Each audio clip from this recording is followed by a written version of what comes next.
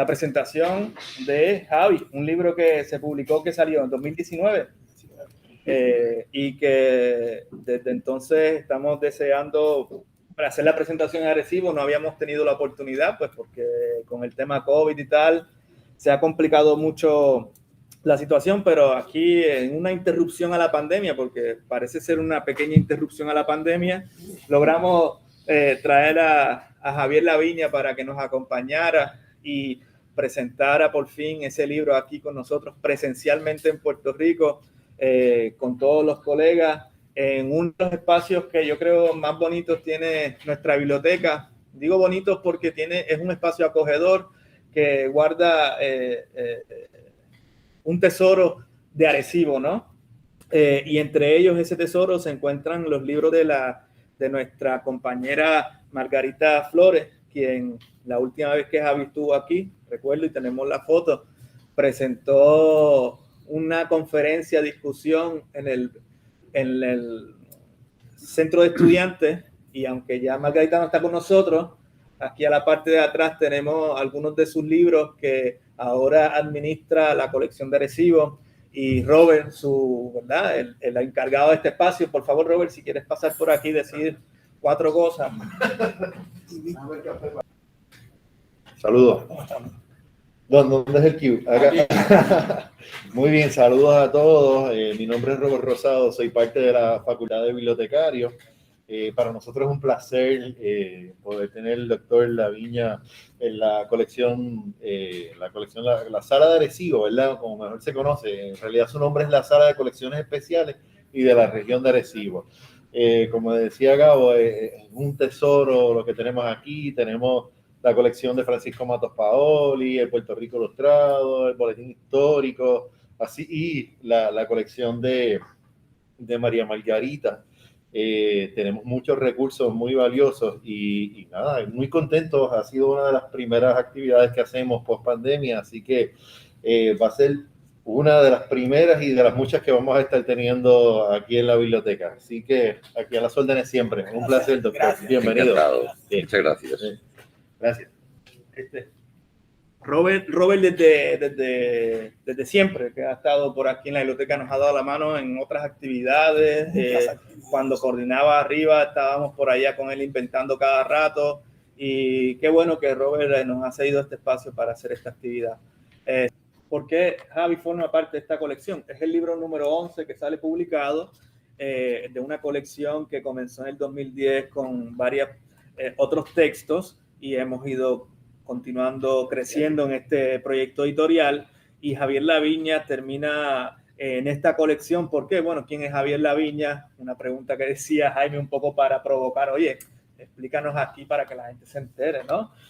Al que le interese puede visitar seipupra.org. Allí está toda la ficha biográfica de Javi, pero comentar varias cosas. Javi es catedrático emérito de la Universidad de Barcelona, un título muy distinguido, una institución sumamente prestigiosa en Europa, y además ha sido profesor visitante en la Universidad Autónoma de México, la Universidad de Venezuela, en Caracas, ¿no? En la Universidad de Puerto Rico, en el recinto de Río Piedras. Javi es un bautizado caribeño por el huracán Hugo, sobreviviente. Su primera estancia en Puerto Rico la tiene que pasar refugiándose del huracán, y él sabe lo que son las penurias del Caribe, no solamente historiográficas, sino también naturales. Y Javi además pues tiene una gran cantidad de textos publicados, y además Doctrina para Negro, que fue tu primera publicación, sí. ¿Cierto, Javi? Un texto que ya es difícil de encontrar, pero yo vagando por la Universidad de Austin en la colección de estudios latinoamericanos, bien importante que tienen ellos allí, me encontré el texto de Javi y le saqué fotocopia. Resistencia esclava en las Américas, ¿cierto? Afroamérica, espacios e identidad. Este maravilloso libro que tenemos nosotros aquí y que ustedes están viendo en pantalla. Y el de Second Slavery, que también es un texto clave que publica con otros autores. Con los que también has colaborado, la Universidad de Colonia en Alemania, y toda esta peña, la Universidad de Murcia y Pablo Lavide, y si seguimos por ahí no acabamos, ¿no? Y bueno, sobre todo, decir que con esa trayectoria, qué menos que poder ficharlo para tenerlo con nosotros aquí, ¿no? Y para nosotros es un placer, un orgullo. Para mí, como discípulo de Javi, fue mi director de tesis. De la tesis de maestría. De la tesis de maestría, de tesis de doctorado. Y entonces, pues, hemos hecho esta conexión ya de ya larga data. Y bueno, tener esa publicación aquí para nosotros es clave. Visiten nuestra página web 6upra.org para gente que nos vea después en YouTube. Ahí puede consultar para los libros y tal, temas caribeños, temas de América Latina. Se ha conectado Juanma, que está en Barcelona. Gracias, Juanma, por estar por aquí. Y tenemos a algunos estudiantes de nuestros cursos, compañeros del departamento, el compañero profesor y doctor investigador Chuco Quintero, que es un placer tenerle aquí también entre el público presencialmente. Y bueno, ya no voy a hablar nada más porque esto es para Javi, sobre Javi y de Javi, ¿ok? Así que, Pito. Buenos días a todos los presentes y los que están por ahí conectados, él si hay en Estados Unidos, Juanma por allá por Barcelona, ¿está Juanma? Así que hay muchos puentes aquí. Nada, me toca conversar un poco, introducir el texto de Javier de Saint-Domingue, Haití, Conflicto y Revolución, que he vuelto a leer luego de que un poco trabajé en la revisión original y no había leído desde que se imprimió como tal. Y la lectura me ha fascinado, así que tengo que comenzar diciendo eso en primer lugar. El texto de Javier tiene una estructura didáctica fascinante y yo creo que es una lectura que debería hacer toda persona, no solamente los que se están iniciando en el estudio de América Latina y particularmente del Caribe y particularmente del contexto de Saint-Domingue, Haití, sino también los que ya han investigado por años estas zonas y dominan aspectos de la misma, una zona compleja, heterogénea. Nada más que hablar del Caribe es hablar de un archipiélago, y algunos ya hablan también del Caribe continental, un archipiélago compuesto por distintas experiencias, para comenzar, de imperios europeos, españoles, franceses, ingleses y holandeses, ¿verdad? En esa lucha que jugó un papel muy importante en el fenómeno de transición de Saint-Domingue, Haití. Y daneses. Y daneses. No hay que olvidar tampoco a los daneses, ¿no? Que se nos quede. Así que eso me parece que es bien muy importante. En segundo lugar, la colección, el bachillerato nuestro en estudios iberoamericanos comenzó con el paso de los años un poco a corregirse. Parecía que nos íbamos a concentrar exclusivamente en la relación España-Portugal y sus expresiones coloniales, digamos, en América Latina, ¿verdad? Y entonces, poco a poco, nos comenzamos a percatar que es muy difícil hablar del Caribe dejando fuera la historia del Caribe no hispano, ¿verdad? Del francófono y el danés y el holandés. Y además, lo poco que teníamos en la colección, no teníamos ningún texto previo al trabajo de Javier sobre ese lado occidental, sería oriental de la hispaniola, que sería lo que hoy conocemos como Haití. Occidental, ¿verdad que sí? ¿Cómo está construido el texto? Este y oeste. Y está al oeste. Al este. Podemos... Bueno, está a la izquierda. Está a la izquierda. Mirando a la izquierda. Y ya está. Miren cómo Javi monta esto. Y lo bosqueo como una invitación para que adquieran el libro y lo disfruten. Se da cuenta de que es primero necesario colocar a Haití en el contexto actual. Es decir, en una pequeña reseña de algunas 6-7 páginas, resume qué es Haití hoy y cuáles son algunas de las características económicas, sociales, demográficas de ese país. A continuación, deciden mirar su historia. Es decir, mirar su historia desde la constitución del Saint-Domingue francés, que es un fenómeno prácticamente del siglo XVII tardío, cuando España cede ese lado de la isla a Francia, perdón, a los franceses, y casi leyéndolo uno percibe que el dominio francés en Saint-Domingue duró apenas un siglo, casi exactamente un siglo. Entre 1697, 94, 97 y en 1804. Sí. Sin olvidarnos que toda la década de finales del siglo XVIII fue una década de revolución, de lucha por parte de los esclavos en contra de la esclavitud, y sobre esa década que prácticamente también trata el texto. Así que Javi un poco hace en ese capítulo 1 una mirada panorámica sobre la historiografía que ha tratado el fenómeno de la revolución haitiana.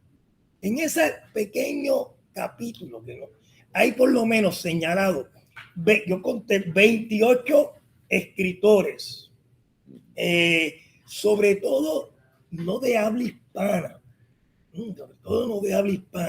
que han tratado el fenómeno de Haití y las distintas formas en que han mirado la revolución haitiana, que me parece que demuestra cómo hablar de Haití primero fue una preocupación principalmente de los relacionados con los intereses de los colonos, para luego venir una especie de invisibilización de una de tus tesis más importantes, el Haití que se queda olvidado, el que no aparece en las historias sobre las revoluciones atlánticas hasta entrada a la década de 1960, donde se produce un giro, y quizás el texto más emblemático de ese periodo de la primera mitad del siglo XX fue el de Cyril L. James, Los Jacobinos Negros, un texto sin lugar a dudas fascinante, que sigue siendo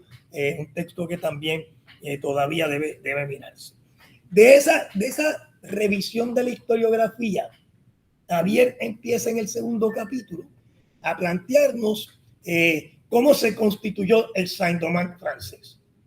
Es decir, refiere a esa historia de las luchas de las potencias europeas en el Caribe y cómo esas luchas reflejan luchas que se están dando en el contexto europeo y cuyos problemas en Europa tienen consecuencias en la región caribeña. O sea, si me permites, yo diría que es al revés. Es decir, son luchas por el control del espacio colonial que también se llevan a cabo en Europa. Es decir, yo creo, y esto es una discusión que tengo siempre con los colegas en Europa, que lo importante que hay en en el periodo colonial del siglo XVII, siglo XVIII o siglo XIX, no es quién se queda con el Franco Condado o quién se queda con el Rosellón, la Cerdaña o el Ducado de Borgoña. Lo importante es quién se queda con Jamaica, quién se queda con Saint-Domingue, quién se queda con Guadalupe, quién se puede quedar con Cuba, quién se queda con Puerto Rico, y porque es ahí donde está la riqueza. ¿Qué ofrece el Franco Condado? Quesos excelentes, son franceses, pero poco más. La riqueza está en América. Es decir, es la plata, es el azúcar, es el cacao, es el algodón, más tarde será el café y el añil. Ahí es donde se está moviendo el mundo, junto con el tráfico de esclavos. Sí. Junto con el tráfico de esclavos. Eso me parece importantísimo.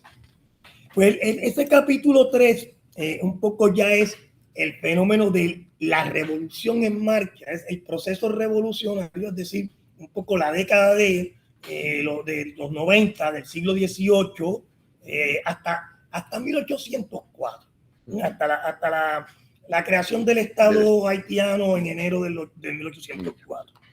El capítulo 4 me pareció además muy interesante porque miras, usando el contexto venezolano, los efectos de esas luchas de finales del siglo XVIII, sobre todo el efecto de la Revolución Francesa en el contexto de su colonia Saint-Domingue, y ahora cómo lo miran las autoridades españolas, esa amenaza de que se trasladen a los virreinatos españoles, se trasladen las ideas revolucionarias francesas y la actitud de los esclavos insumisos decididos a luchar por su libertad.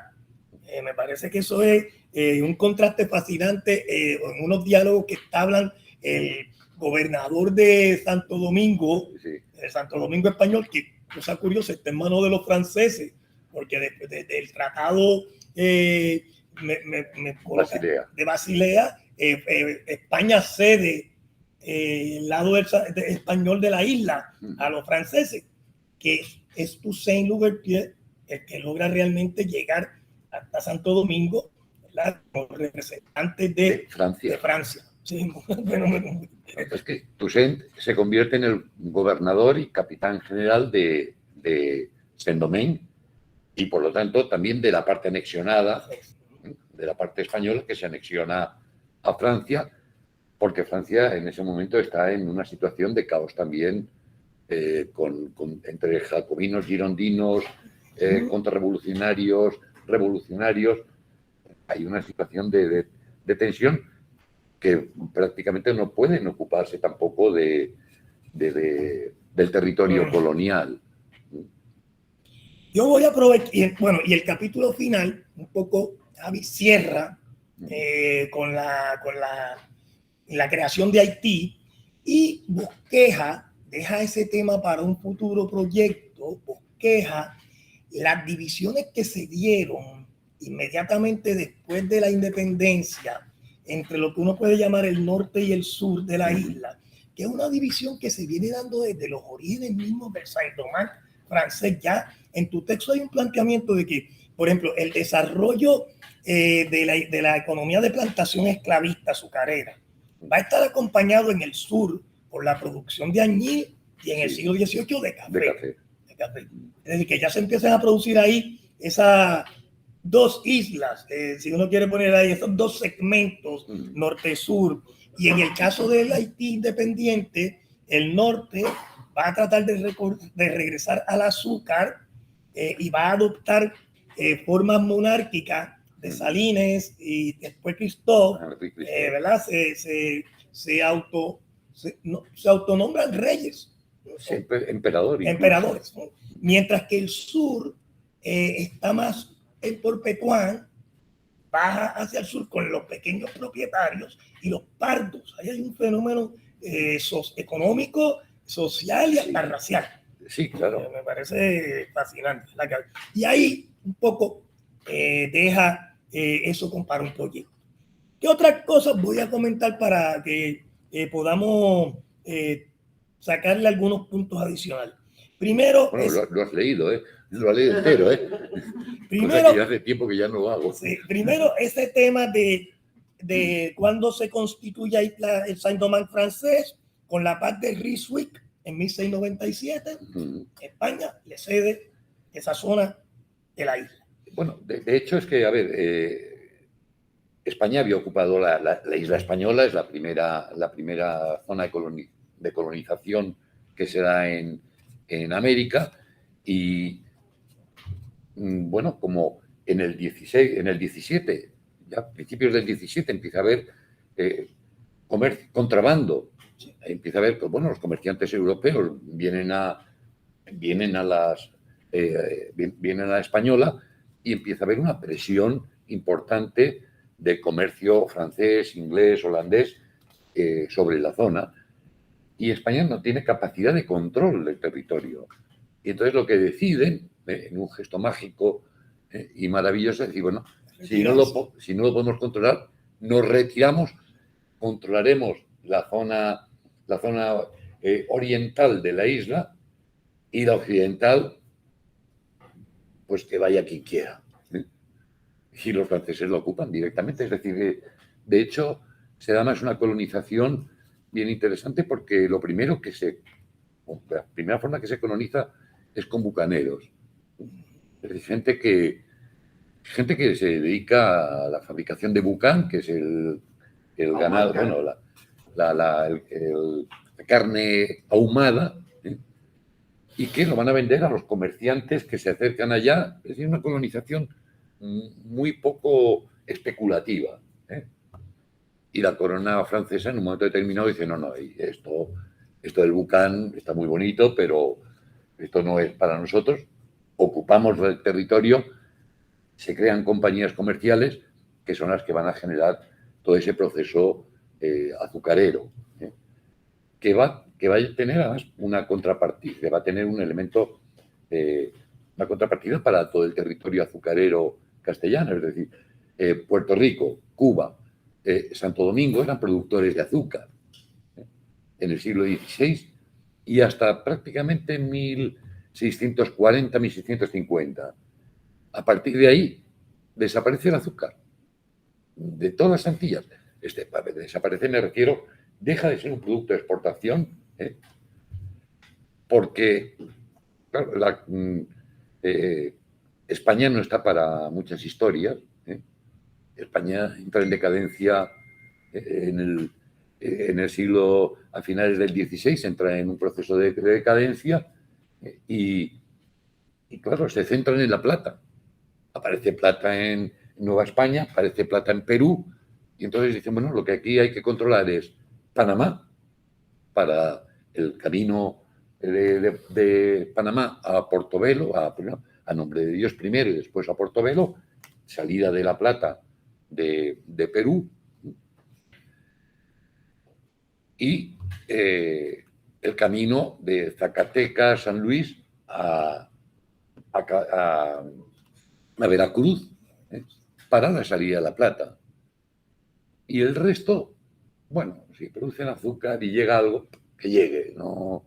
Y entra en una decadencia enorme y es el momento del que, bueno, se llama la primera esclavitud en América, que es esa esclavitud antillana y esa esclavitud del azúcar, que en el siglo XVII prácticamente ha desaparecido.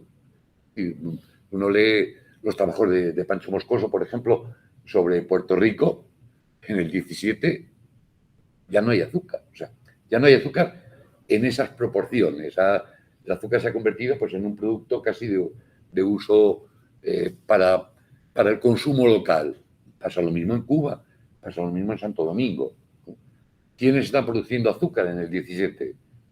Inglaterra, en Jamaica, en Nevis, en las Antillas. Porque uno empieza a ver cifras y dice, esto es imposible. Nevis está produciendo más azúcar que todas las colonias españolas juntas.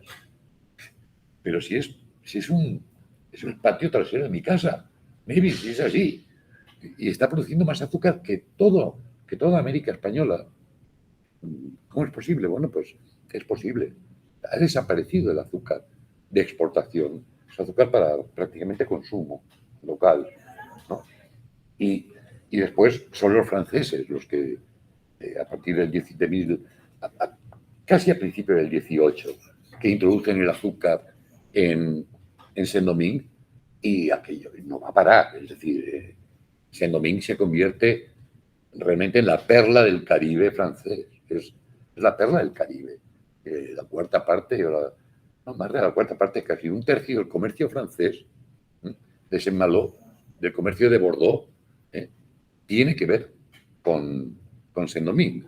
Es decir, que es un tercio del comercio francés del 18 es comercio colonial, y es comercio colonial de Saint-Domingue.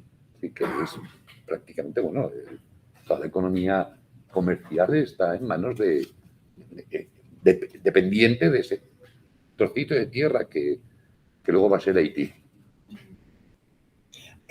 ese tema demográfica que tú presentaste en el texto, Sí. me parece tan impresionante la forma en que aumenta la población y sobre todo la concentración de la población esclava.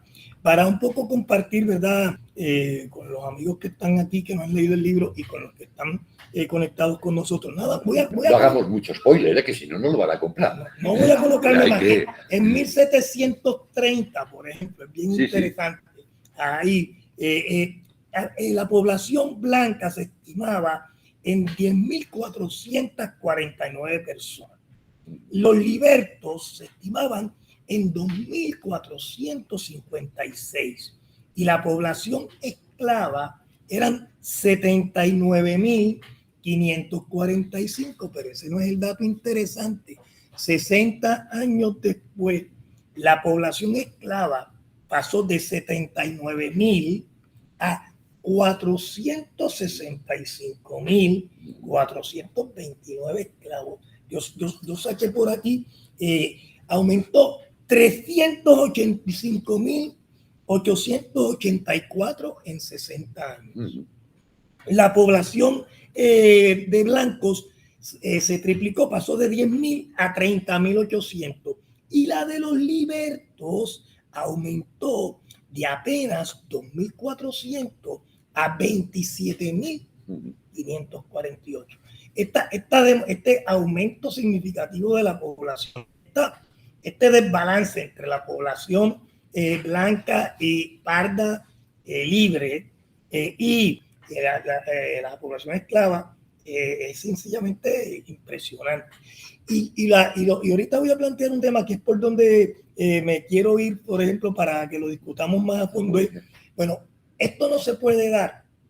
Ese crecimiento de población no se puede dar de manera natural. O sea, Saint-Domingue es un paraíso para la reproducción natural de la especie. En todo caso, la plantación devoraba la vida de los esclavos. Por lo tanto, el tráfico tiene que haber sido el elemento central para sostener este aumento demográfico. ¿Y por qué traigo eso a colación? Porque significa que la mayoría de los esclavos en el Haití, del borde del inicio del proceso revolucionario, son bozales. Son africanos. Son africanos. Hay la bozalización ahí es interesantísima. Y perdón. Muchos soldados también, presos de guerra. Sí, también. Sí. Pero básicamente son bozales. Es imposible que puedan pasar de 70.000 a casi 500.000 por crecimiento natural. No es que no. Es imposible. Simplemente es tráfico de esclavos. Tráfico. Y ahorita vuelvo a ese tema, pero solamente lo quiero dejar por ahí señalado. En el análisis de Javier hay una clara proceso económico, social y político. O sea, ¿quiénes son los plantadores blancos? ¿Quiénes son los burócratas? ¿Quiénes son los burócratas que serían los funcionarios del Estado francés? Los medianos y pequeños plantadores blancos, que también son algunos de propietarios, y sobre todo entonces la población esclava africana, predominantemente bozales, y el tema de sobre todo de los prisioneros, es decir, de los emigrados blancos, de los desertores del ejército, de los prisioneros del ejército francés en Santo Domingo Español, y cómo están discutiendo un poco, no me envíes esa amenaza para acá, y están como tirándose el paquete de un lado para otro. Bueno, también por acá tenemos preguntas del público. Sí. Entonces, si me permites un momento, ¿no? En esa guerra, digamos, en esa guerra de no me envíes prisioneros, ¿por qué? Porque aquí hay un fenómeno, un proceso que se da que lo dejo apuntado así, pero suavemente, ¿no? Y es la colonización de la revuelta haitiana. Es decir, hay colonialismo también se coloniza la revuelta haitiana. Es la Revolución Francesa la que ha provocado que los negros se levanten. Mire, perdone, pero no. Es decir, los negros se han levantado en contra de la esclavitud. Y quieren la libertad. Y las autoridades españolas, y además lo dicen claramente, que quieren la libertad de los franceses. Los negros esclavos quieren la libertad de los franceses. No, oiga, los negros esclavos quieren la libertad. No tiene apellido, pero confunden Revolución Francesa y la liberté, égalité, fraternité con la libertad. Oiga, que es que la libertad de los franceses de la Revolución no es lo que están pidiendo los esclavos. Los esclavos están pidiendo la libertad sin apellido, sin apellido, libertad. Y esto les llega a las autoridades españolas y colonizan diciendo: no me mandes prisioneros, porque estos prisioneros hablan de libertad y los esclavos van a querer la libertad. La querían antes también, ¿eh? La querían antes. No era necesario que fueran los franceses ni la Revolución Francesa a... No fue una influencia ideológica. No lo hubo. El pensamiento revolucionario francés, el que sentó las bases. Había una lucha muy concreta, muy social y política, claro, que no necesito de una ideología. Que ese es el tema que a mí me parece que después voy a comentar, pero voy a dejar que los demás un poco participen en eso. Pero a mí me llama mucho la atención, porque por ahí hay una de las tesis principales de Javier. La lucha contra la esclavitud no necesitó del pensamiento europeo. Incluso yo apunté por aquí, ¿verdad? Los esclavos no leyeron ni el ensayo sobre la tolerancia de John Locke, ni el sentido común de Thomas Paine, ni el contrato social o el ensayo sobre la desigualdad humana de Juan Jacobo Rousseau. De ahí no es que viene la cosa. Y yo creo que por eso la historiografía ha tenido dificultad porque no le encuentra el fundamento ideológico. Porque yo creo que hay algo en el que en la tradición del pensamiento historiográfico con raíces europeas, que es la de que cree que no existen las acciones políticas sin ideas políticas que las producen. Y en el caso de la Revolución Haitiana, yo creo que tienen un fenómeno político claro de lucha de clase social que donde no existen esos fundamentos ideológicos revolucionarios que ellos quieren ver como que viajaron por el Atlántico, digamos, desde la Revolución Inglesa a las colonias norteamericanas, desde el pensamiento francés a las luchas de independencia de Hispanoamérica. Y en Haití, el fenómeno social y económico no necesitó de esos discursos. Bueno, es que hay que ver quién hace las independencias. Hay una revolución en Inglaterra, una primera revolución burguesa temprana con Cromwell. Sí, es cierto, pasa a las 13 colonias, pero son élites coloniales blancas. En el caso de la América Española son élites coloniales blancas, las que están haciendo el proceso de independencia, y en el caso haitiano no hay élites coloniales blancas al frente del proceso de independencia. Son los ex-esclavos en armas. Y es otro fenómeno, es un fenómeno revolucionario distinto. Yo muchas veces digo que, yo no sé si va a quedar aquí muy bien, ¿no? Decir que la independencia de Estados Unidos es un golpe de salón. Es decir, en los salones de Inglaterra y de las 13 colonias, las élites se ponen en desacuerdo y ya, pues nos independizamos, pero son las élites. Es un golpe de palacio, un golpe palaciego. Soy monárquico, nos hacemos republicanos. Bueno, pues muy bien, pero ¿qué cambia la sociedad norteamericana con la independencia? ¿Dónde está la revolución de las 13 colonias? No hay cambios sociales, no hay cambios políticos, muy pequeños cambios políticos. En Haití es que no dejan títere con cabeza. Haití es el mundo al revés. Es decir, el esclavo se convierte en propietario. El esclavo se convierte en emperador del norte. Los esclavos se convierten en generales. Sí, es que es otro mundo. Es otro mundo.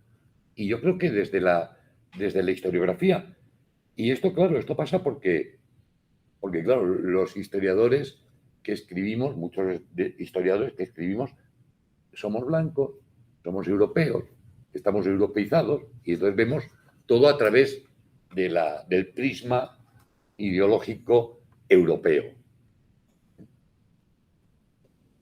No, yo creo sí, y lo dejo por aquí para que vengan los otros. Yo creo que, ¿cuál era entonces la visión de mundo de esos esclavos en su lucha por la libertad? Se me ocurre sugerir, lo dejo por aquí, que era predominantemente de carácter religioso. Tenían que estar en sus visiones religiosas, pero como ahorita planteamos el tema de los bozales, habría que mirar qué transportaron junto con los cuerpos ¿verdad? Encadenados, qué visiones se transportaron al contexto del Saint-Domingue, si había una pluralidad de visiones religiosas y no una visión religiosa como tal que le diera coherencia.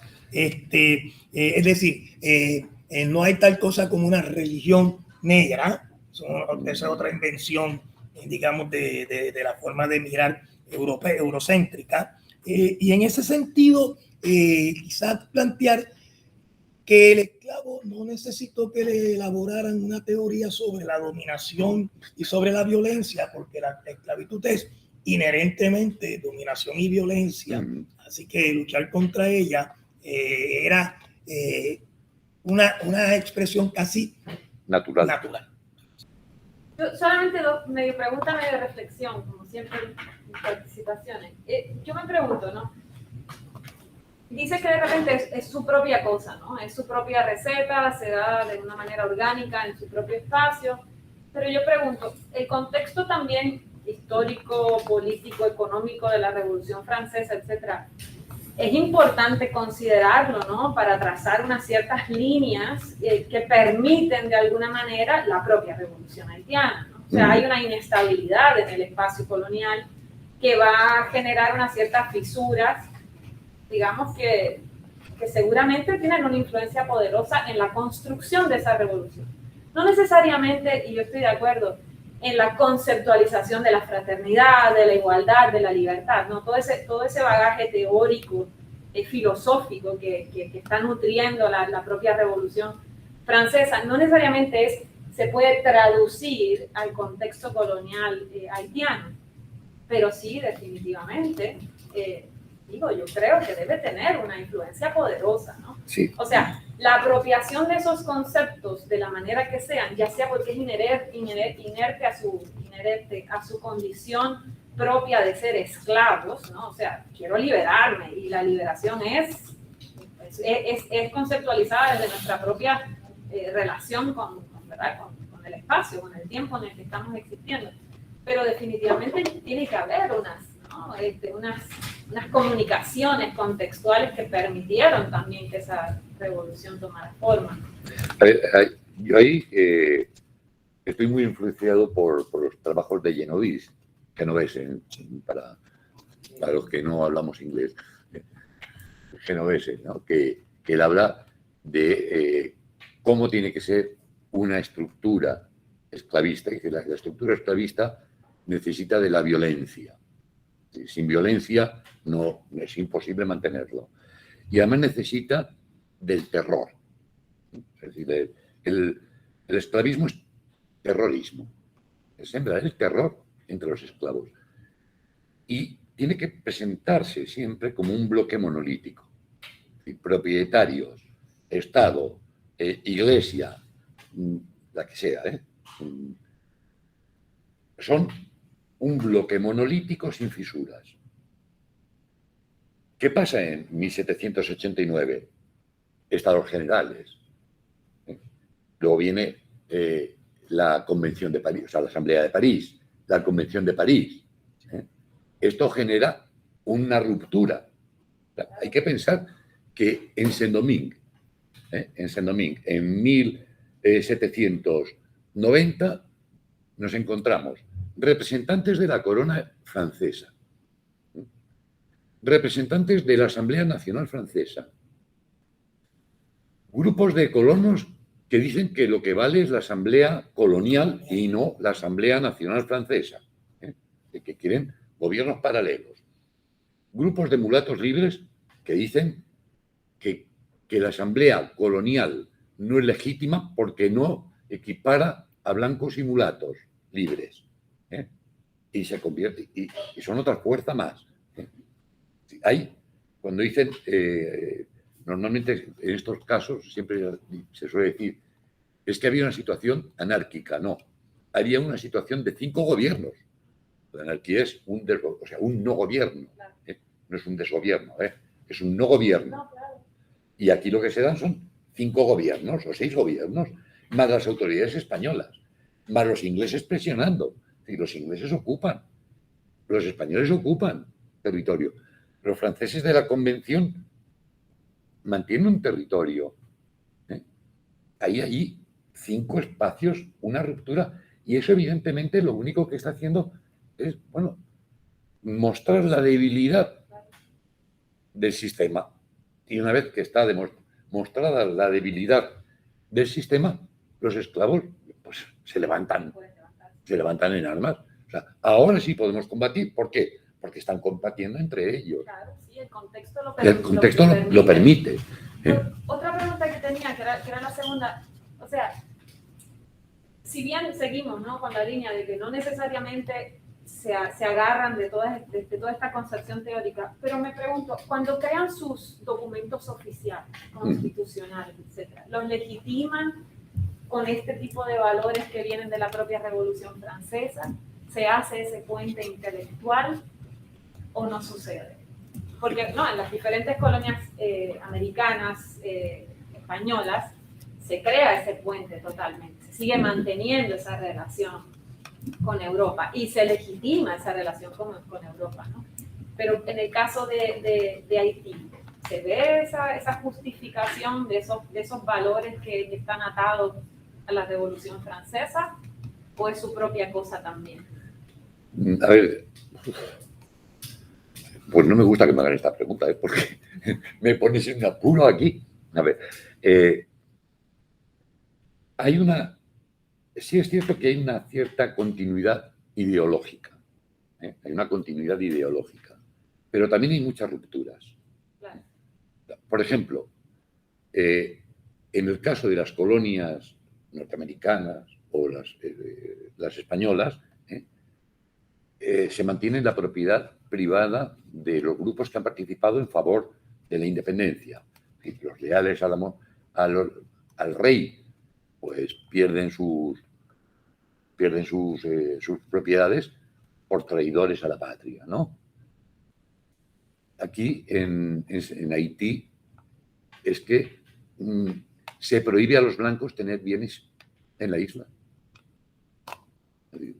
No pueden ser propietarios. Son expulsados. Se expulsa a los blancos de la isla. Pero a todos, propietarios y no propietarios. La isla es el territorio de Saint-Domingue, porque la parte española la mantienen, digamos, con la situación en la que estaba durante el periodo colonial, excepto que abolen la esclavitud, claro.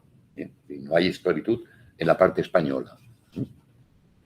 Pero se mantiene la propiedad, hay blancos que son propietarios y no se toca la propiedad de los blancos, pero en el caso de Saint-Domingue sí podemos encontrar elementos, digamos, desde el punto de vista ideológico, que sí, que hay un vasallaje, si se permite, intelectual, ¿no? Pues somos una república, hay una división de poderes, hay un ejecutivo, hay un legislativo, hay un judicial, claro, hay una tradición también, pero hay una ruptura también importante, porque hay que pensar que, claro, que es que Haití se independiza contra Napoleón. Es decir, es Napoleón el que envía a Leclerc a Haití con las tropas con lo mejor que tenía de las tropas coloniales que habían estado en Egipto, luchando contra los turcos. Y ese ejército es derrotado en Haití. Es derrotado. Tienen que marcharse. La fiebre amarilla, sí, y los machetes de los negros. Sí, la fiebre amarilla sí, pero los machetes de los esclavos también. Y expulsan. Es el Waterloo de Napoleón. Mira, Napoleón tiene un Waterloo en Saint-Domingue. 500.000 esclavos expulsan a la élite del ejército francés, del ejército napoleónico, que está sembrando teóricamente el terror en Europa, que invade toda Europa, y son incapaces de mantenerse en dominio. Y bueno, Napoleón lo que pretende y lo que hace, cuando retoman Guadalupe y Martinica, que no pueden retomar Saint-Domingue, dicen, se vuelve a la situación anterior a 1789. Es decir, reesclaviza en Martinica y Guadalupe. Y se vuelve a la esclavitud. Y esto es el tremendo revolucionario, ¿no? Que, claro, cuando tú ves historia de Europa y hablas de Napoleón, es el terror de las monarquías que luego va imponiendo él a la familia suya y los convierte en reyes de cada uno de los territorios donde puede, ¿no? En el caso español, a José I Bonaparte. Dura el tiempo que dura hasta Cádiz, ¿no? Hasta el liberalismo y el regreso de Fernando VII. Pero era el terror, porque es la monarquía constitucional, hay cortes, hay constitución, se acaban los privilegios de antiguo régimen. Es la gran revolución. En Haití es otra cosa. Haití es otra cosa. Pasa por otros parámetros. Pasa por los jacobinos negros de James. Por los jacobinos negros de James. Contra eso no puede. Tenemos luz en Soria, ¿no? Sí, buenos días. Javier, yo quiero unirme a la felicitación de José. El libro me parece fascinante y recomiendo la lectura a todo el que tenga interés en el área del Caribe. Me parece que uno de los méritos mayores es precisamente contextualizar en ese marco más amplio lo que ocurrió en Haití, que yo creo que como tú destacas en muchos momentos en el libro, forma parte de unos procesos que se están dando en esa región que podríamos llamar el Atlántico, la región del Atlántico, ¿no? Y en otras ocasiones te he escuchado incluso hablando de la influencia teórica de la economía mundo, de la teoría de la economía mundo, de Wallerstein, y me parece que tu libro es una aportación en esa dirección para tratar de entender esos procesos, así es que por ese lado, pues mi felicitación, reitero. Siguiendo un poco en la línea que inaugura Natacha, me gustaría comentar que, sobre todo en ese capítulo final del libro, se puede advertir un tono un tanto agridulce, porque a pesar de que Pito decía que el dominio francés apenas duró un siglo, sin embargo, lo que tú no desarrollas, pero lo insinúas, lo sugieres, es que debido sobre todo a el esfuerzo de Francia por cobrar la deuda, ejerce unas presiones que obligan en gran medida a reconfigurar la convivencia al interior de Haití y a establecer una forma, sobre todo, de control de los trabajadores que casi se asemejan a la época de las plantaciones y a las formas más agresivas de la esclavitud, ¿no? Entonces, nada, me gustaría escucharte sobre eso porque no sé si la impresión que me dio ese capítulo es la correcta o estoy acá imaginando cosas.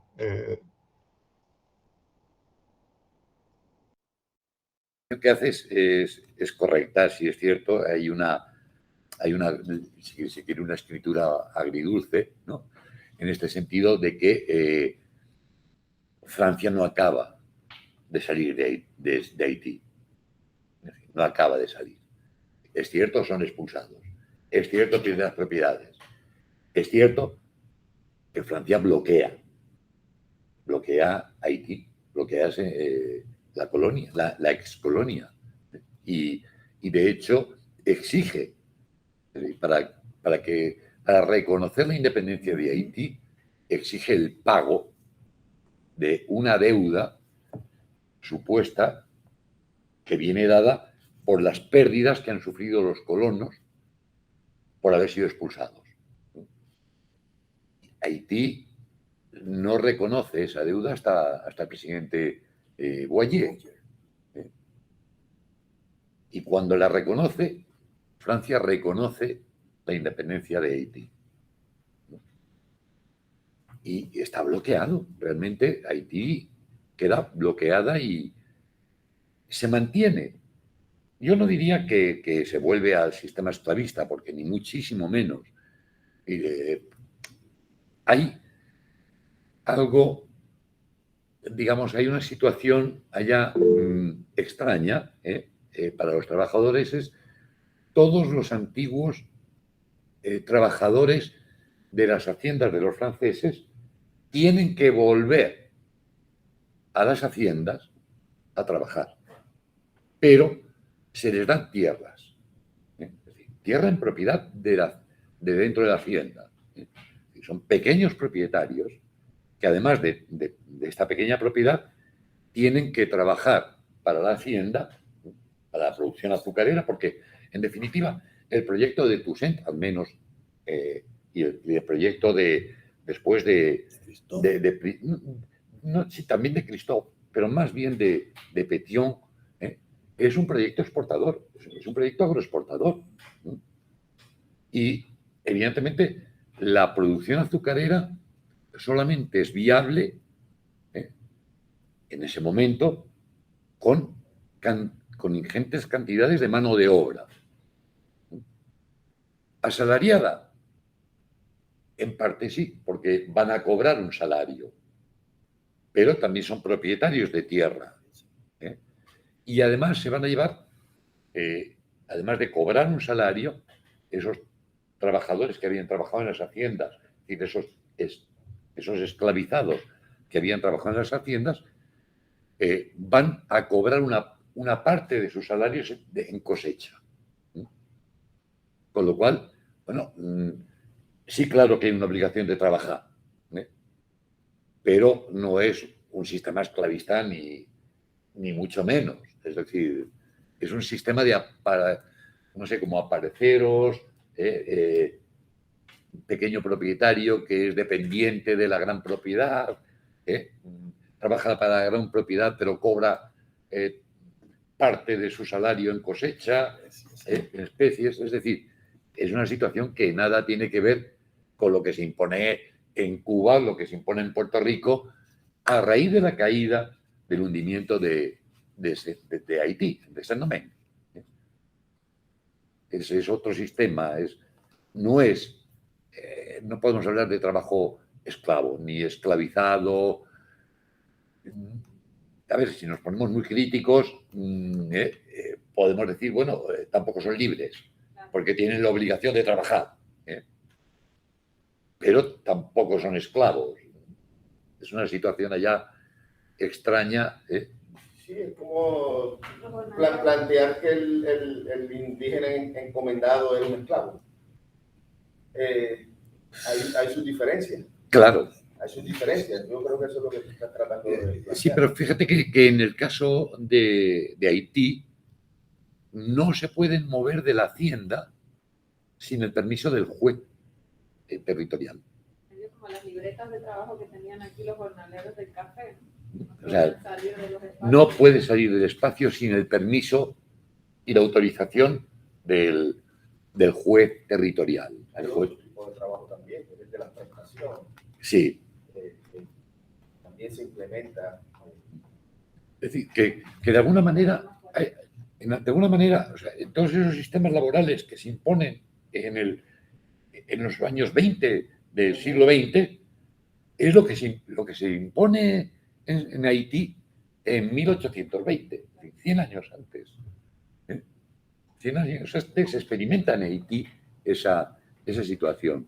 Yo creo que es interesante eso que tú estás diciendo, porque me parece que ilustra de manera dramática cómo este contexto caribeño en muchas ocasiones ha sido un lugar de experimentación por parte de esos poderes metropolitanos que después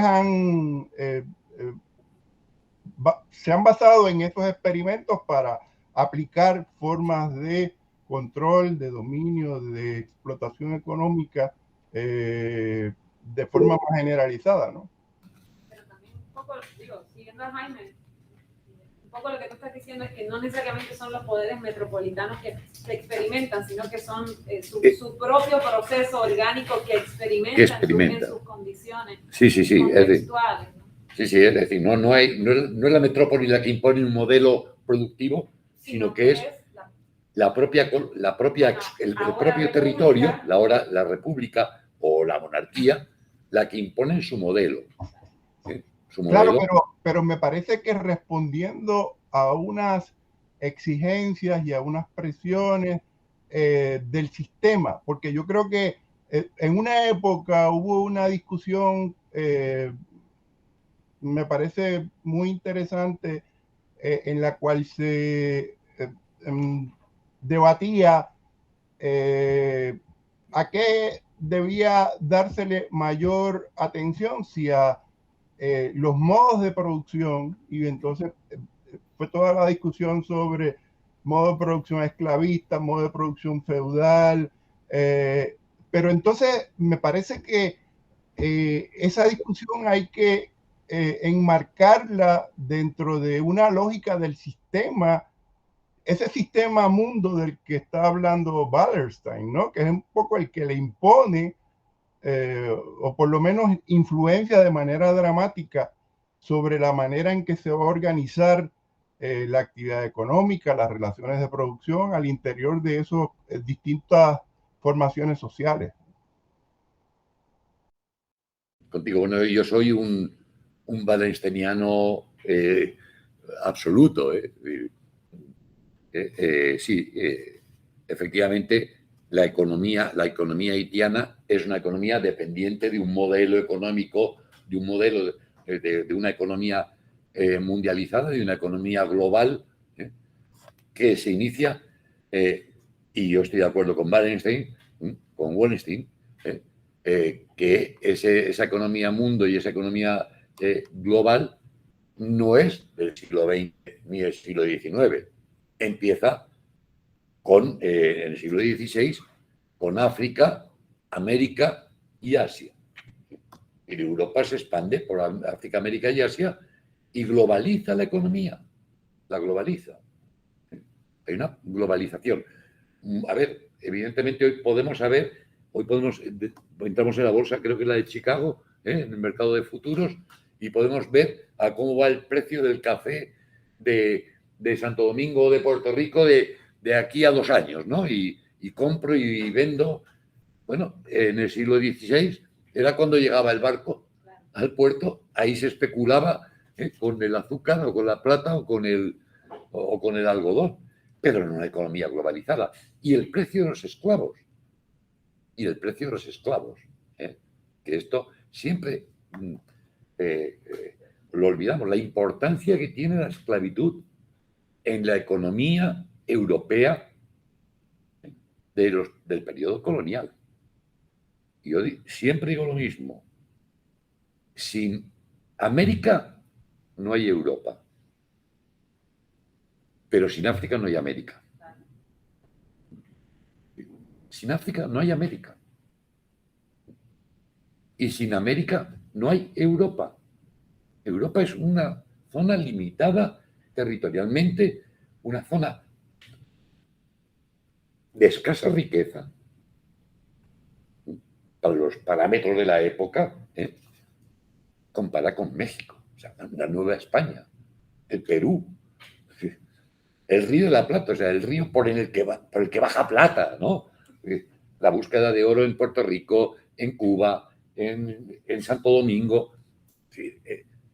Todo eso genera un proceso de acumulación de capitales. Y a ese proceso se une el tráfico de esclavos. ¿Cuánto cuesta un esclavo en África y a cuánto se vende en América? Si uno visita ahora Bordeaux, que están llevando a cabo un proceso interesante en Nantes, en Bordeaux, sobre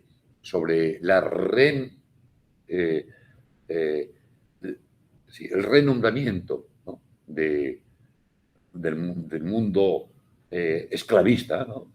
Han puesto placas. Esta casa de acá se construye con el tráfico de esclavos. En Bordeaux, en Nantes, aparece, ¿no? Esta casa era del comerciante no sé qué, que vivía del tráfico de esclavos. Y dices, bueno, hay una recuperación de la memoria esclavista, en el caso de Francia, en el caso de Inglaterra también. Pero es que es imposible la construcción de Europa sin el tráfico de esclavos, sin América. Tenemos acá en la pantalla a Irán, estudiante del programa de estudios iberoamericanos, y tiene por aquí un comentario. Irán, cuando quieras. Un saludo, espero que todos se encuentren muy bien. Nada, es que le quería preguntar al profesor Javier Laviña, porque pues había estado en su conferencia anterior también y me llamó la atención este aspecto de la violencia, como usted lo ha reseñado en su libro, y sobre todo cómo eso genera algunos afectos como el miedo. Y le quería preguntar qué de eso, si algo de la violencia y del miedo se ha mantenido en el Haití de hoy, porque pues Haití, como todo el mundo sabe, en los meses anteriores pues ha estado en crisis, ¿no? Y le quiero preguntar qué de esa memoria histórica y de ese miedo todavía se mantiene en el Haití de hoy.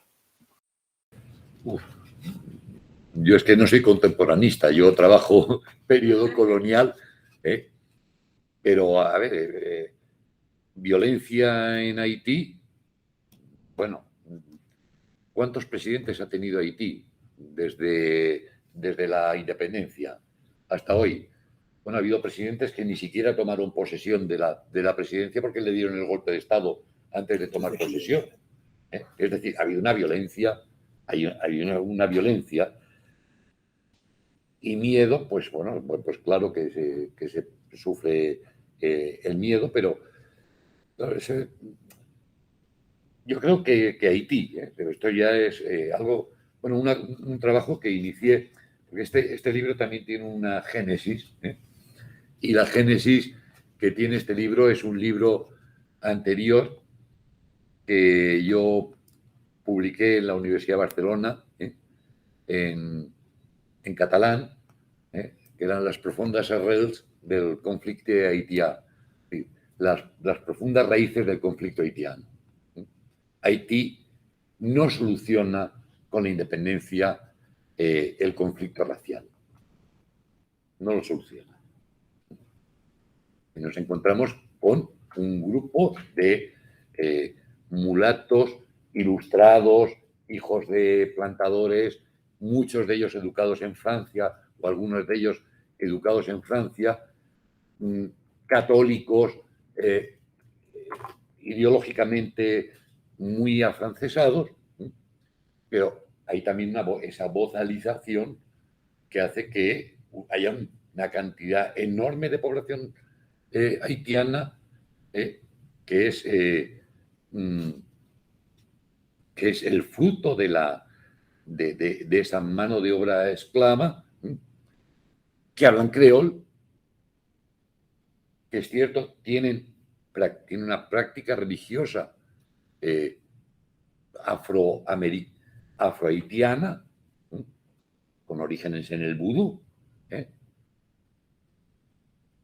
que claro que tiene elementos católicos, claro, pero también tiene elementos africanos, es decir, y ahí hay una fusión. Es lo que llamamos la creación.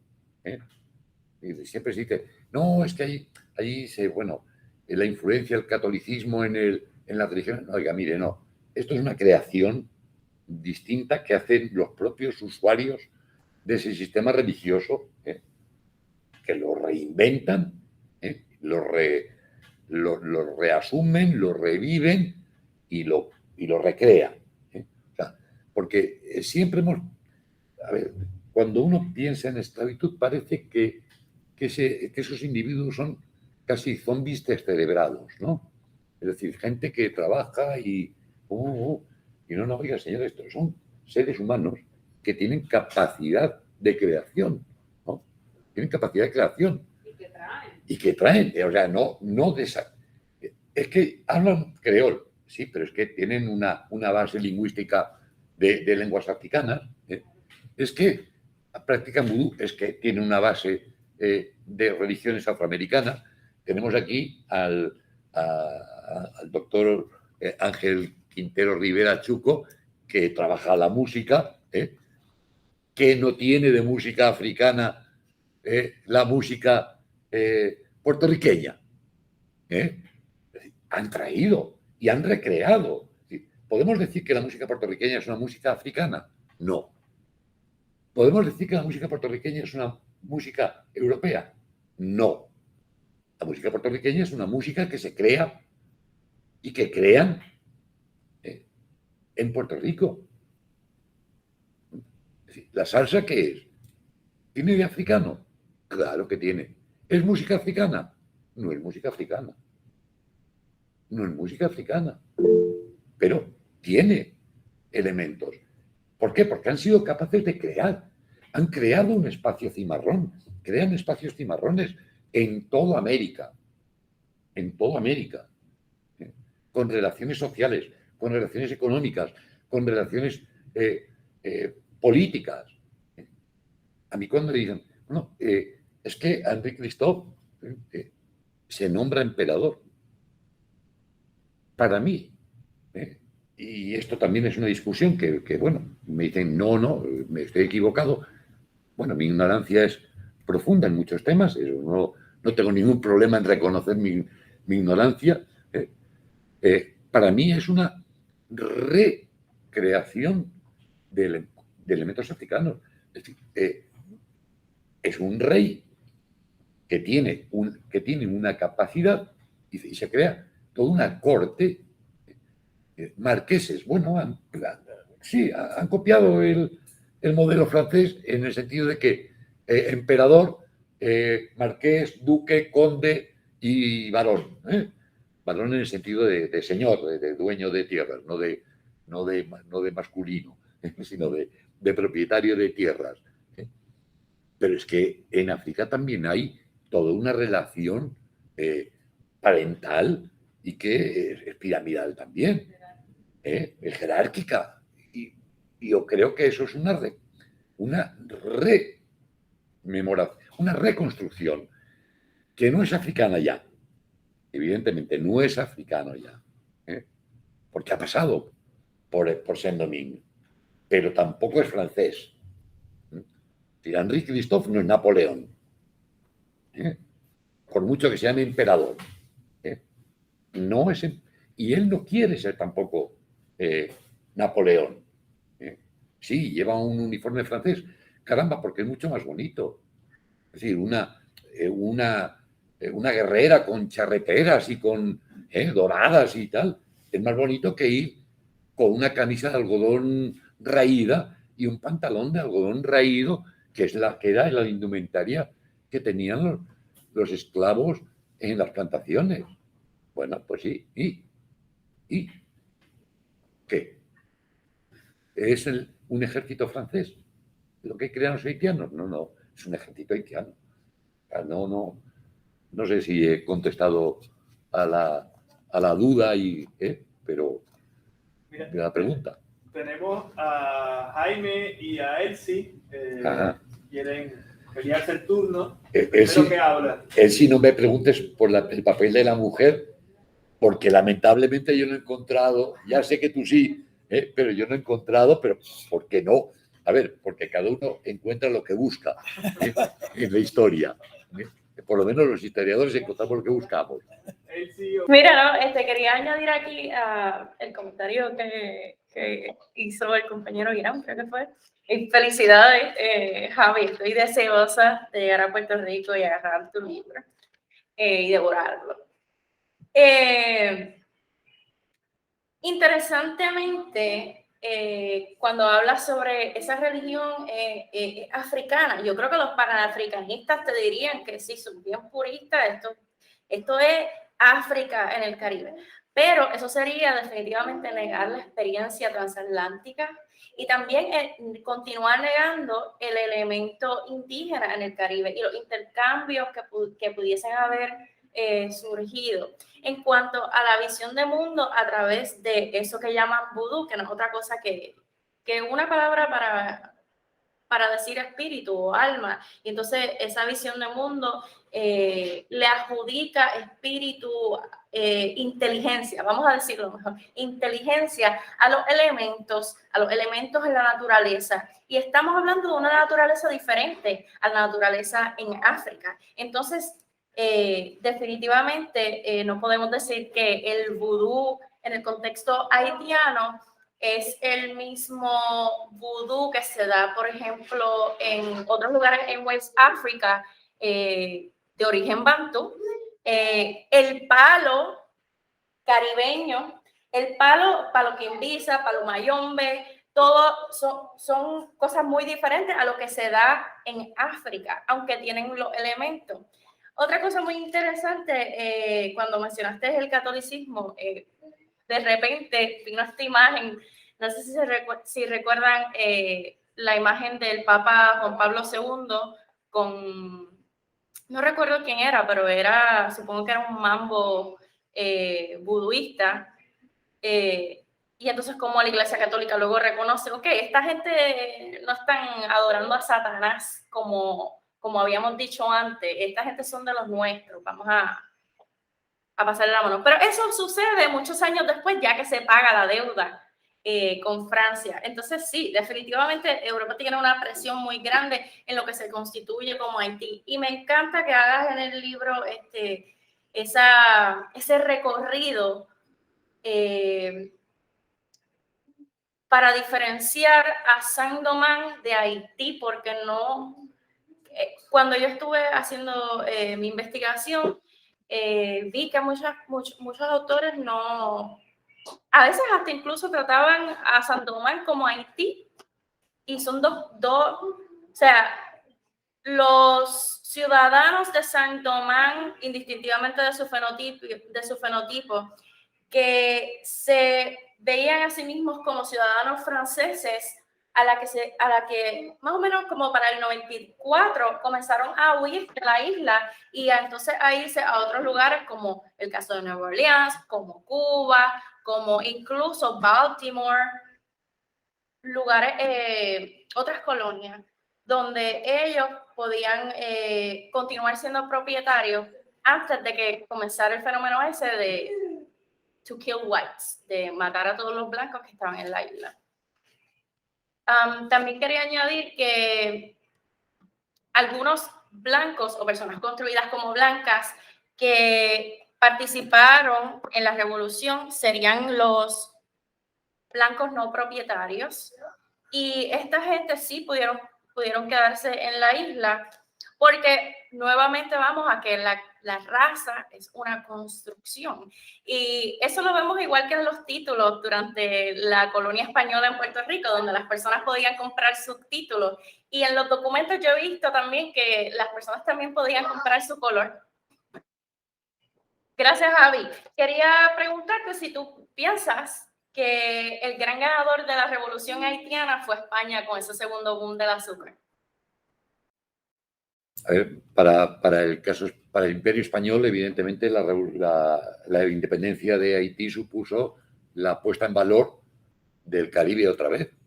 Lo que se había perdido en el 17 se recupera en el 18, a pesar del gran problema, y bueno, Carlos Altagracia lo ha marcado, ¿no? Hay que recargar de esclavos el territorio de Cuba y de Puerto Rico para ponerlos en producción azucarera con el peligro que se conlleva. Es decir, meter esclavos en Cuba y Puerto Rico implica poder tener una revolución similar a la francesa, a la haitiana. Y ese es el peligro y el miedo que tienen. Pero si quieren azúcar, la ambición venció al miedo. Lo único que lo pueden hacer es con mano de obra esclavizada. Es decir, de manera que el Imperio Español descansa sobre el trabajo esclavo. Pero está clarísimo. No, yo un poco quería recuperar lo que Natacha comenzó a plantear sobre esa fase cuando ya estamos en Haití y no en Saint-Domingue. Y un poco también destacar el lado, voy a usar la palabra trágico. Louverture fallece prisionero en Francia. Y no vio la independencia. No vio la independencia. Porque muere antes. Es asesinado. Asesinado. Christophe también fallece, es asesinado. Entonces, eso por un lado, esa inestabilidad política que de alguna manera entra en contradicción con algo que tú planteas ahí en esas páginas de cierre del capítulo 5. Todos están preocupados por reconstruir la actividad económica y por eso elaboran estos códigos donde empiezan a decir, bueno, hay que recuperar la plantación, hay que regresar al azúcar, hay que empezar a exportar porque hay que traer visas. Claro. Eso me parece muy interesante. Y entonces también quería señalar un poco lo que te dije ahorita sobre estos dos Saint-Domingue que luego se traducen en los dos Haití, el del norte y el del sur, el del azúcar y el café, que también es una distinción que se usa mucho en Puerto Rico, el de la costa y el de la montaña. Y en ese sentido, tú un poco planteaste que ese sur, los pardos se van a mudar hacia el sur y allí van a desarrollar una economía más de pequeñas propiedades, pero de pequeñas propiedades orientadas a la producción para el mercado, tanto interno como para el de exportación, en el caso particular del café. Entonces ahí se quedan unos temas que están sugeridos. Estos no estaban totalmente distanciados de la preocupación económica. Sabe que tienen que reconstruir la actividad económica y para reconstruir la actividad económica tienen que reconstruir el mercado laboral. La esclavitud no puede ser y está prohibida. Sí. Y por lo tanto, hay que tratar de buscar todas unas formas híbridas de trabajo asalariado con trabajo de pequeño propietario en su parcela que le concedía el propio código Henry. Sí. Muy interesante. Me parece que hay por ahí muchos temas que después podríamos invitarte a que desarrolles en una futura conferencia. ¿Cómo se da esa transición? Porque uno dice, bueno, se va a instalar una relación colonial, porque hay que pagar la deuda. 1824, ¿verdad? Cuando Boyer, Francia 20 años después, Francia reconoce la independencia de Haití. Porque Haití reconoce la deuda. Haití reconoce la deuda. Y ahí hay todo un fenómeno, toda una serie de puntos interesantísimos. Nada. Y bueno, qué decir, gracias 1.000.000, Javi. Aquí el Centro de Estudios Americanos tiene un presente para ti. Esperemos que lo disfrutes. Y nada, gracias por todo.